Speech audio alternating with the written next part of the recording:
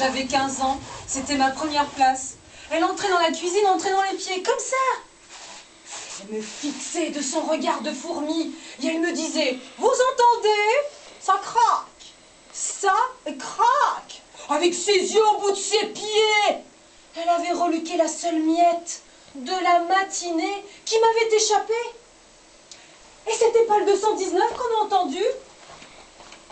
Ah non, il a 25 minutes de retard. Moi j'en avais une. Oh, c'était pas la plus mauvaise, mais c'était la plus folle. Folle de propreté, maniaque.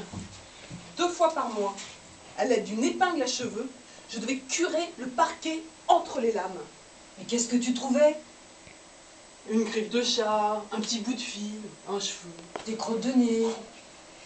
Elle assistait à l'opération, droite à côté de moi, la tête penchée sur mon travail, silencieuse. J'entendais sa respiration. Un jour, j'ai ramené une petite croûte de fromage. J'ai cru qu'elle allait s'évanouir. Et je m'apprêtais à prendre la porte. Oh, le vendredi matin, on lavait tous les savons. Avec du savon? On savonnait tous les savons de la maison. Les 2 chambres avaient un lavabo. Les salles de bain, la cuisine, le garage, la buanderie. Et quand les enfants rentraient de l'école, je devais savonner leurs pommes ou leurs poires. Et les fraises? Mais ce qu'elle aurait voulu, c'est laver l'eau. Qui numéro 12, qui numéro 12? Qui numéro 12? Qui numéro 12? Qui numéro 12? Qui numéro 12? Qui numéro 12? Qui numéro 12? Qui numéro 12? Il n'y a pas que des courants d'air dans la gare. Il y a aussi de la chaleur. Et tu la vois où, la chaleur? Bah, dans tous ces embrouillamini de paroles. Entre ceux qui partent et ceux qui arrivent. Ça fait une vapeur de grosse lessive. Au revoir. Je t'écrirai. C'est ça ta grosse lessive? C'est que tu n'entends pas tout à fait comme moi.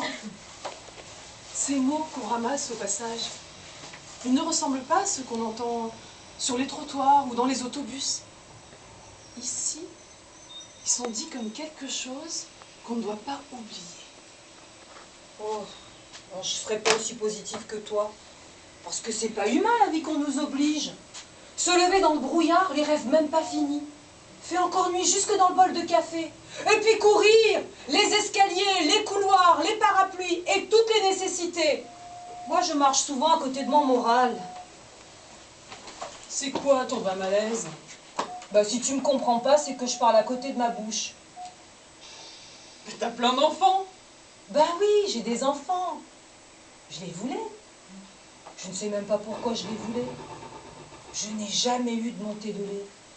Ça veut bien dire ce que ça veut dire. Je voulais des enfants pour faire comme les autres.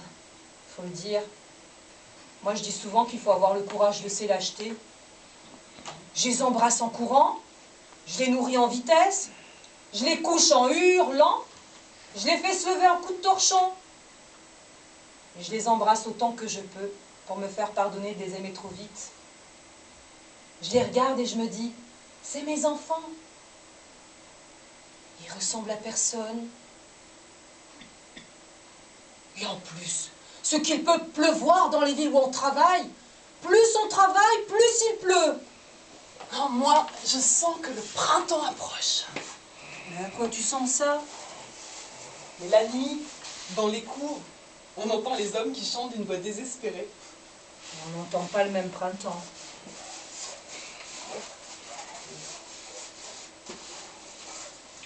Ton type, comment il se comporte? Oh, mais c'était le 219! Il a rattrapé une partie de son retard. Mon type, lui, il rattrape jamais son retard.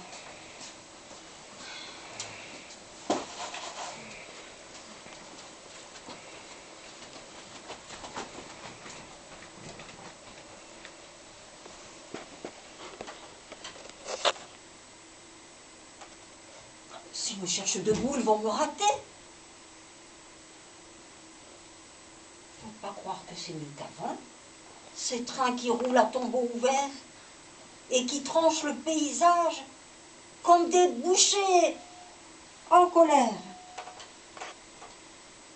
regarde par la vitre, on ne reconnaît pas les arbres.